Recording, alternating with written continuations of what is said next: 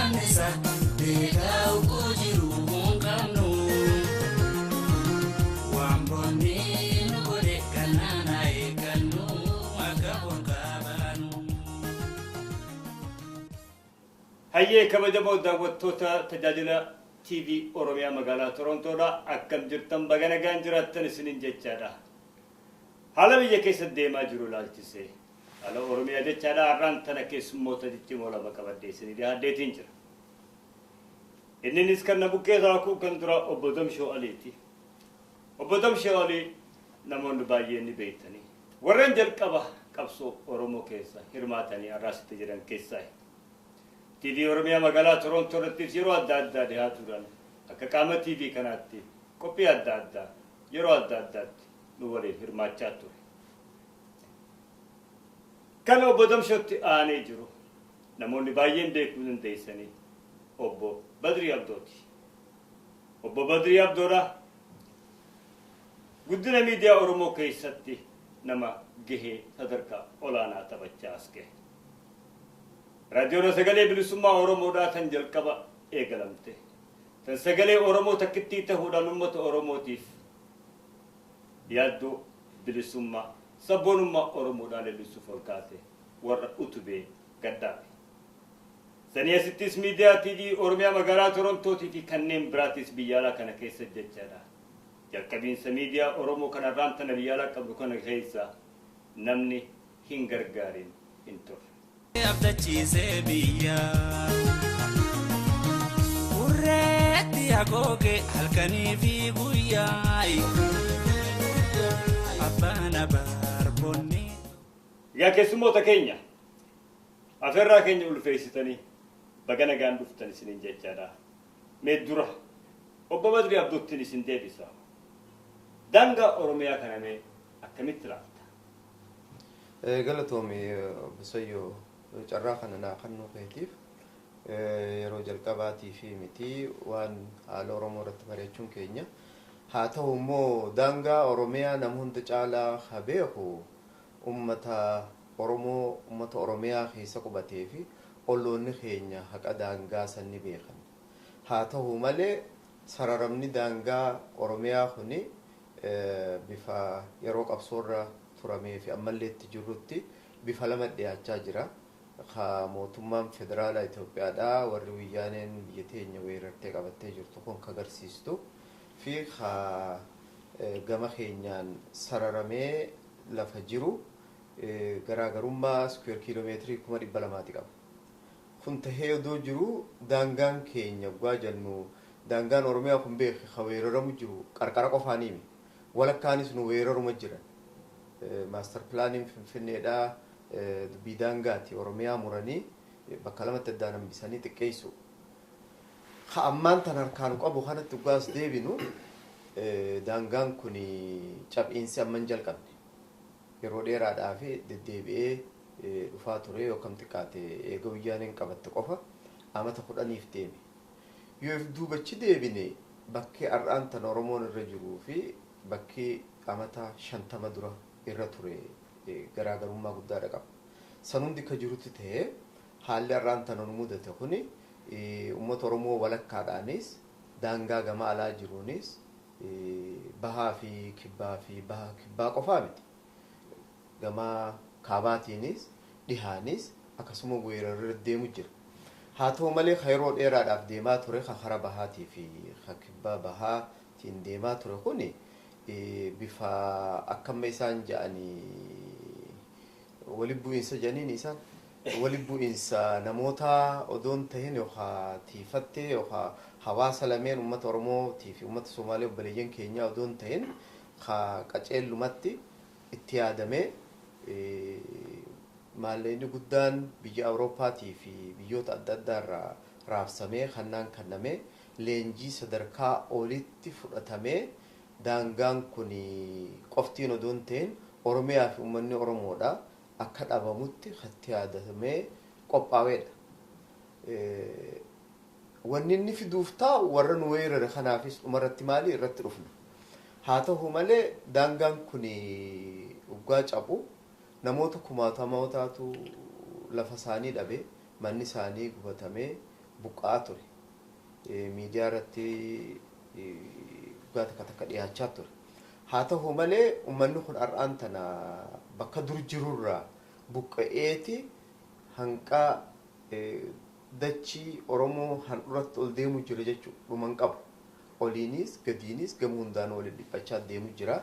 Kanaaf kanuma gartee 91 nuu hanname isiniif kanneen jedhanii isaan dhaadheessan sanirraahu harka guddaadhaan xiqqaachaati deemu.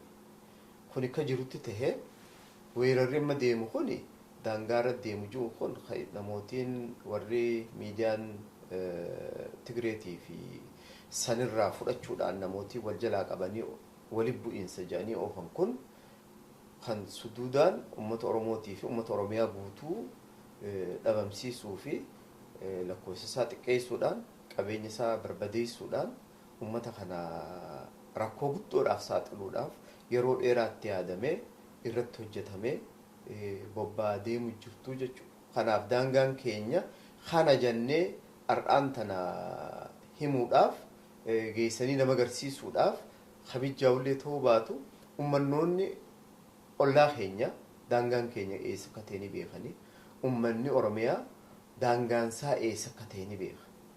Kanaaf daangaan kun sababoota adda addaatti har'aan tana cabee jira. Isa kana gaa bal'atti irratti haasofne jechuudha. Hayyo Budamsh. Tole. Waan daangaa kana irratti wanni itti hidhatu jira.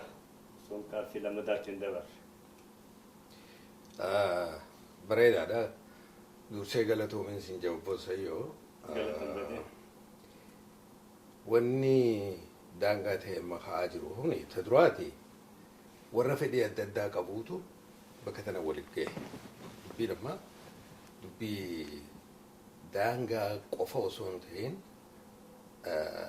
hawwii uummanni Oromoodhaa mirga isaa kabachisiifachuudhaaf falmaan itti jiru tana ukkaamsuudhaaf sababa godhanii waan ittiin bobba'aa jirani. Uummanni Oromootii fi uummanni Somaalee akkasumatti illee uummanni biraa kan waliin qubatee jiru baroota dheeraadhaaf waliin nagaa jiraachaa turanii yoo wal dhaban illee waan rizoorsii waan akka bishaanii waan tokko tokko irratti walitti bu'uu yoo dhufte sanammoo bifuma aadaatiin taa'anii haasawanii manguddoon gabalameenii walitti dhuftee haasawanii furmaata harkanii fi nagaa wajji qubachaa jiraachaa turan.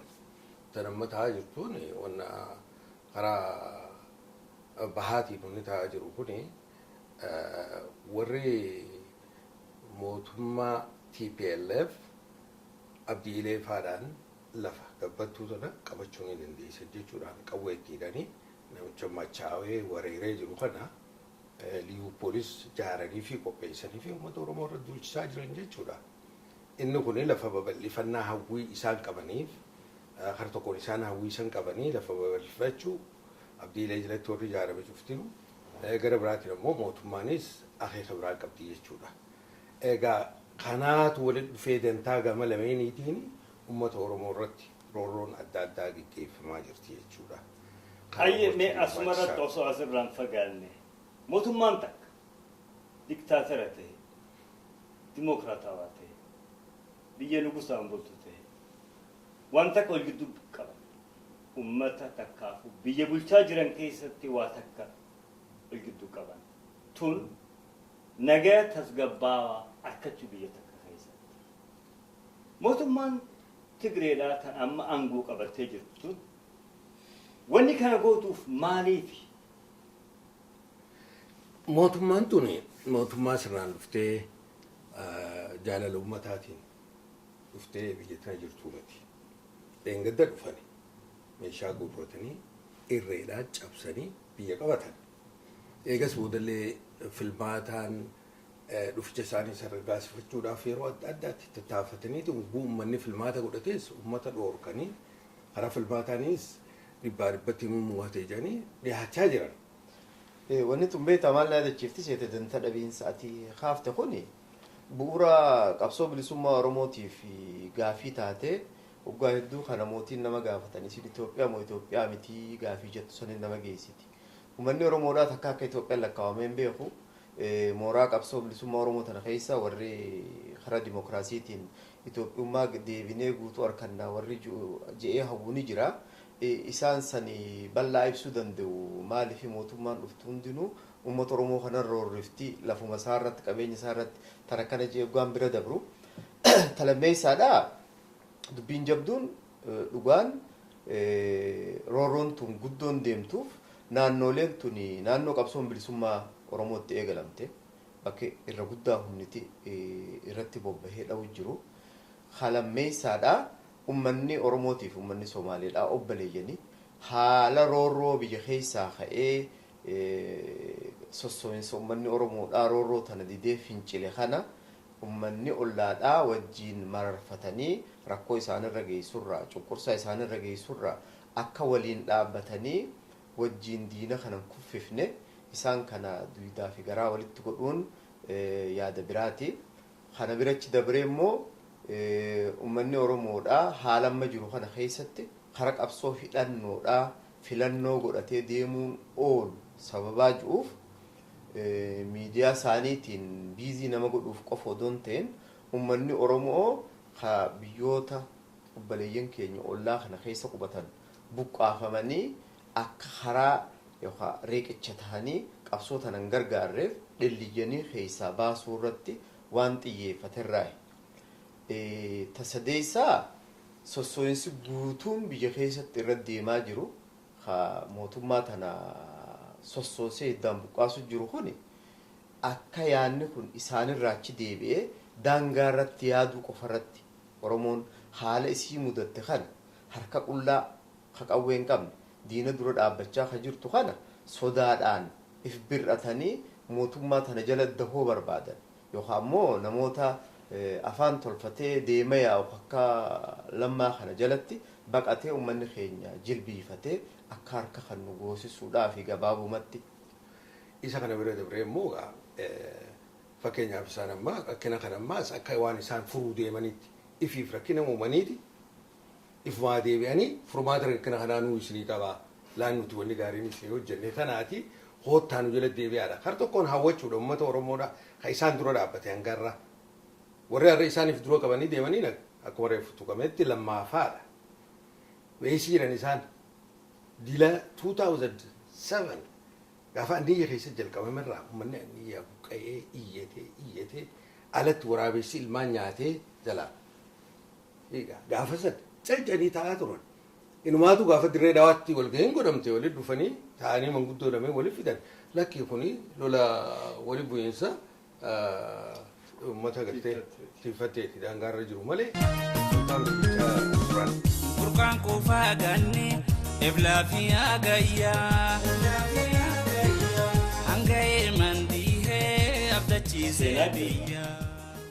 Waa'een obbo Lammaa Magarsaadhaa hedduu leellifamaa jira. Biyya alaa kana keessatti sooshaal miidiyaa irratti akkuma agarrutti keessaafuu dhaloonni opidiyoo keessaa dhufe kanneen biraatiif kan isaan jala deeman hedduu hafarsaa jira.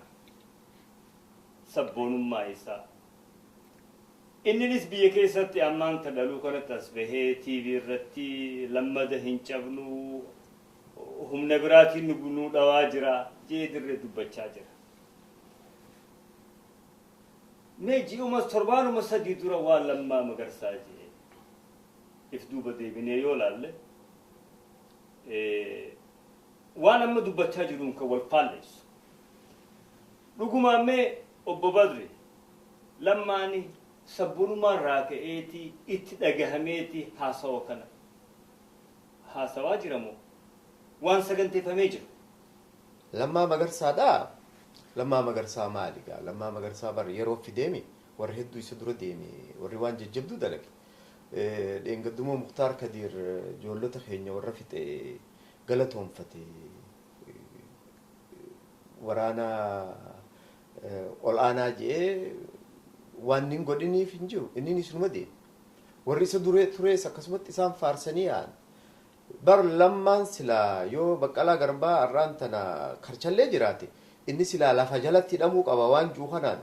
Baqqalaan bar waan lallaaftuu waanuma gartee bara sanitti ilmi Oromoo sabboonaan tokko falme kun gurbaan bar isaanii quba laata bar warra qabeenya keenya nyaachuu bare an fariireetu waraana kanunu kaasee je maquma dhay dabba isaayee fa warnimichi saamoraa fa hiniine maalifi ammaaf ni barbaadan borummoo kanumaan iseedhan jechuu isaa fi abdileelleen woomata naani warra ummata ficcisiise gamana janii tanaaf fakkeenyi lammaan liyyuu poolisiin duraani wal diddaa ummata jidduutti ta'ee xiqqaadhaa jechaa ture.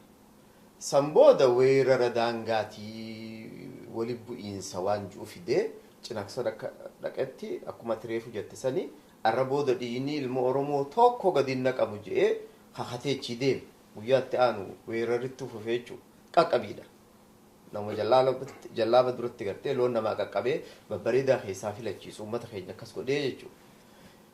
Dhaamsi abdiileedhaa kanu dha'u jiru abaa'oodhaa fi warra joorer geeja nama lama jechuu abdiileen tabiraa jaa lammaa waan biraa himaa kasadeessaa dhufaa beeke ajaa'iba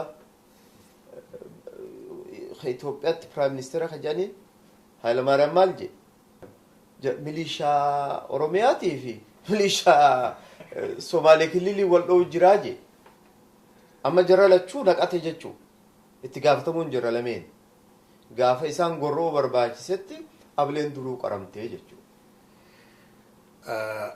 Abdiileen faan gaafa gartee awwadaa itti uummata keenya nurraa ajjeesanii guma barbaannaa jeeti lallabee dubbata.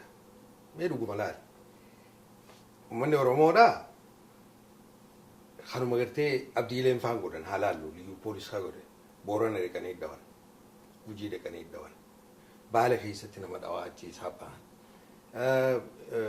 Cinaaksanitti nama dhawan Baabbileen nama dhawan achi deebi'aniiti Fadisitti midhagaa tolaatti nama dhawan Annii keessatti nama dhawanii ajjeesaa ba'an.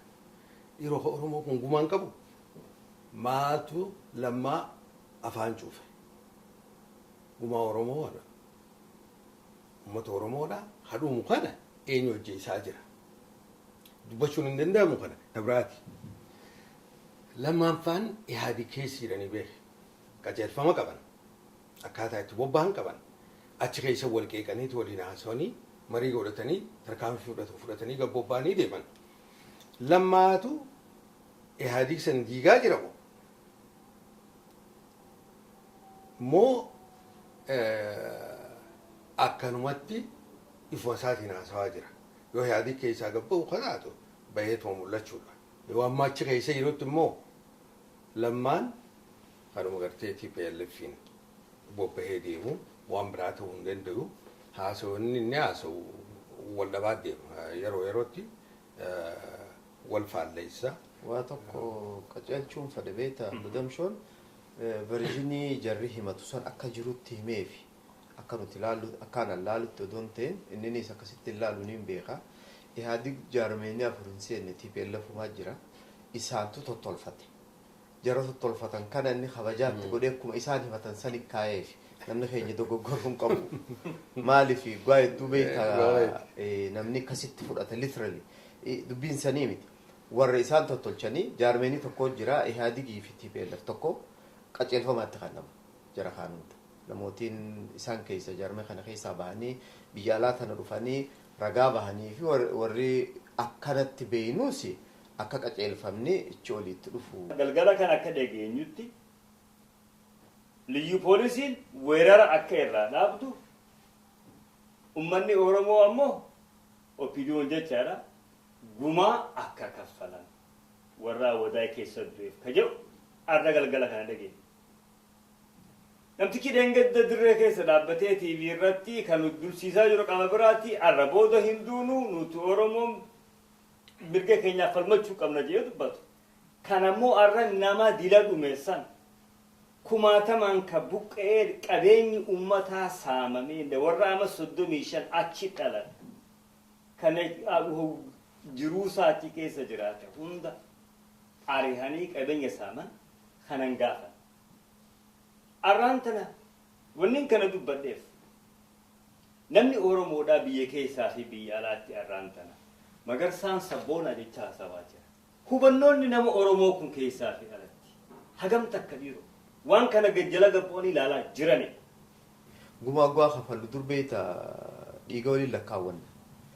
Hisaaba walitti godhaniiti walitti fidaniiti namaan qanaan nurraa du'an qasii du'e kana jidduu baasanii waan sanirraa hafee gumaa walii kafala dur namni keenya namni aadaa gosaa beeku ni beeka jechuu waan ta'e.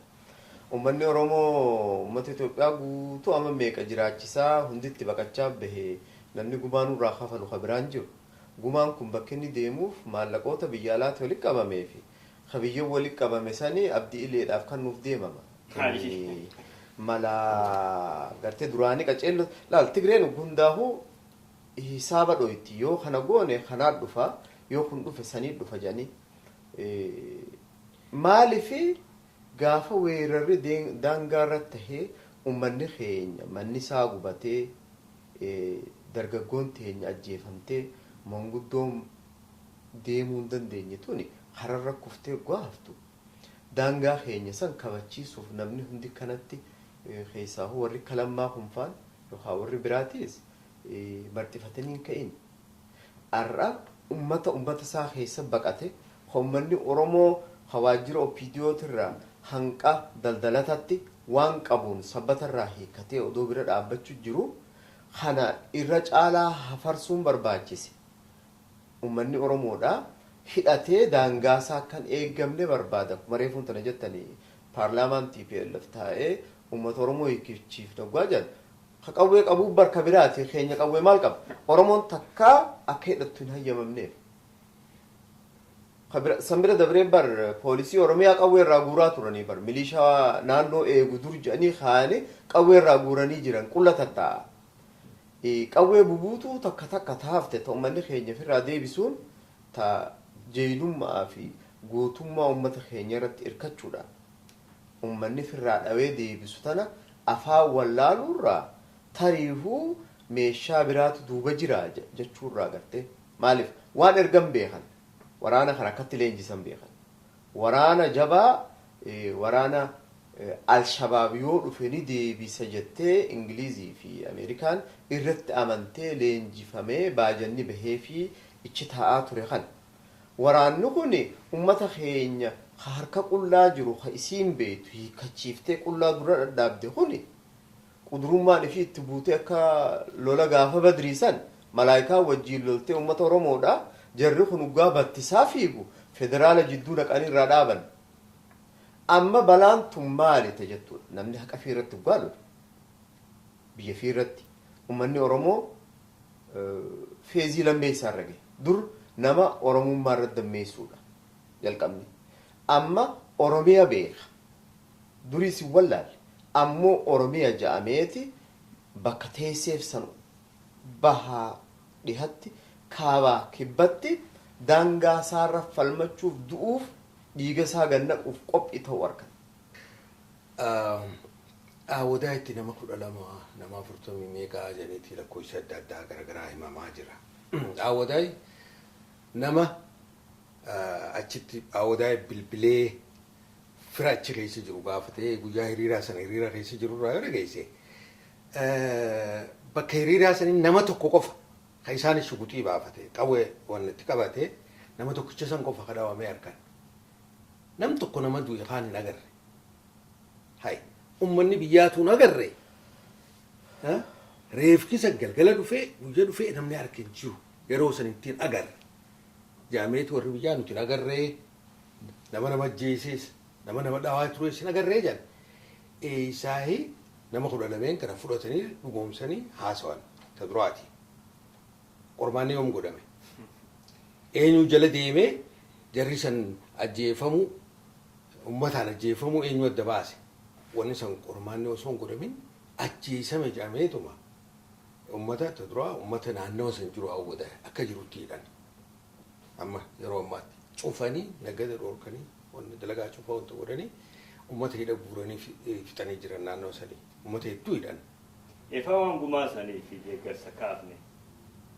Deeggarsi uummata buqqee kanaaf har'aan tana biyya keessaahis biyya alaa kanarraayis wali guuramaa jira.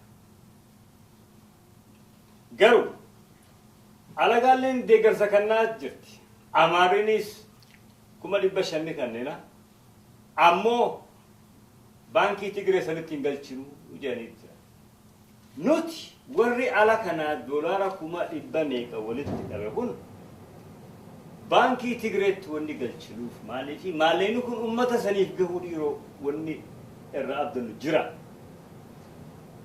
waan abbaan aanaa jee takkattiin deebi'e dure beektaa irra utaale wanni inni jechuu fade obbolammaadhaan suduudumatti yoo abbaan aanni dhage silatti uummata Oromootiif gumaa gaafachuu hin dandeessu miseensota dhaadeeodhaa warra bulchiinsa naannoodhaa warra sirraa du'e saniif sadeeniif illee taatu poolisii Oromiyaa saniif jara lameen miseensota saniif illee yoo gaafate xiqqoo irraa wayyooyitii waanjuutti kaase hanqa isaan hin dhimmine laaluudhaaf gaariidha warra global alliance warra juu warra atimma maqaa dhoyti warra Habashaa maqaa Itoophiyaadhaatiin sossoanii ni gargaarraa qabxiin ammoo beekamuu qabdu suduudhaan karaa baankiitiin hin erginuu sababni wanni isaan duubatti qaban akkanaa galutti mootummaan Tigreedhaa rakkinni guddaan isiin qabdummaa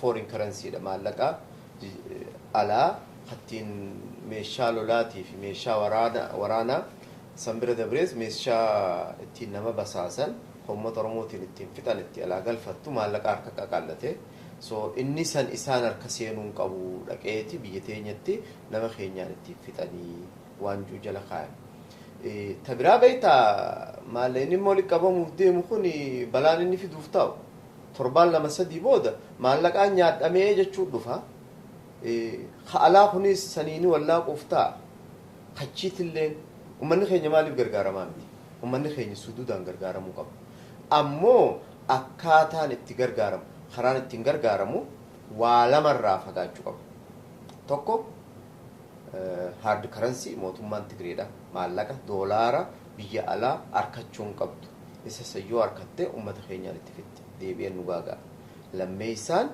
maallaqni kun mootummaa TPLF harka seenuun qabu akkuma jarri warri Habashaa karaa baafatee harka lafa jalaatiin maallaqa naqee ummata gargaarutti ummanni keenya hayyoota qaba abbootii gadaa qaba manguddoo qaba karaa saniin fuudhanii gargaaru amma laal magaalota garitti namni maallaqa baankitti naqu maallaqa magaalaarraa walitti qabe fuudheetuma dhaqee ummata isaatiif uffataan itti bitee nyaata waan isaan barbaachisuun guutaafii jira kuni mootummaa Tigree gammachiisaan jiru sossoo'insiniif wal bira dhaabbachuun tumsi ummanni Oromoo godhee daran isaan sodaachisee jira.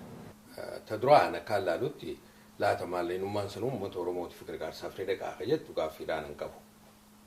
Ni gayaa uummata Oromoo gargaarsi jaame kun yookaanis sababa adda addaa tolfataniituma maalleen biyyaa bu'eehu ni gayaa kana chumatti maysuun ni mala silaa waadaa isaaniiti akka boobadiriin jee caccabsatanii nyaachaa jiran waanuma xiqqoo tuni isaan biratti gahuu isaatu mirkaniin qabnu eega baankii isaanii neeyteef haa to'atu harratti hojjetu haa murteessu isaanii malee keessattuu hardi karansii irratti maallaqa doolaaraan dhaqeef irratti osoo rakkina qabanii lammaffaa bira gahuu isaa akka nama tokkootti mamaan qaba. ammoo egaa GoFundMe officially maallaqa biyya tana baankii biyya tanaa seenee transakshiiniin isaa harma seeraatiin ta'a tilmaama jiruurraa dubbanna beektaa silaa haala jiru kun haan dandamachiisuu irratti uummanni keenya ugaa qubachiisuu irratti kana bobba'u haan ammoo ittisarra silaa bobbahee irra gaarii ture uummanni daangaa isaa waan eeggatuun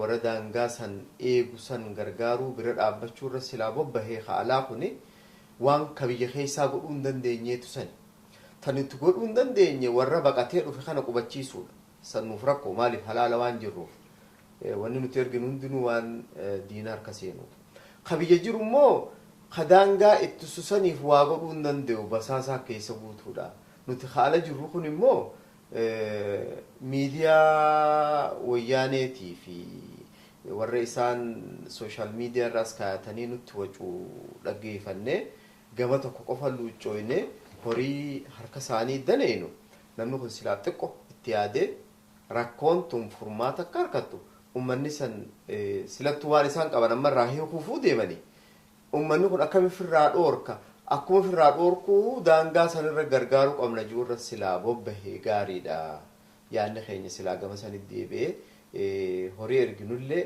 haxxummaadhaan malaan ummata keenya biraan ga'uudhaan akka hojiirra ooluu danda'u godhuudhaan silaa hojjenne irra bareedaadha jeetii yaada keenya warra Amaaraarraa fudhachuu dandeenya. Waan akkaan jechuu barbaade kanarratti akka mammaaksa tokko jira beektaa lafee waraabessaa wanni naawoo waraabessaa keessaa fi duwwaa wali qooti jedhani maaltu beeka zamana kana warri ala jiru kunii fi warrummaan biyya keessa jiru sadillee walitti hidhaa qabaachuun ni mala ta'a waan nama rakkaate kuni hegeregaa haati bareeddii jennaan karaa kana dhufti jedhanii numaa agarraa waan ta'u taa'u fuuldura akkaataan ammoo itti guramee yoo dhugumaan karaa maallaqni karaa baankii saniin ergamu qotaatu taate waanuma namaa yaachisaati.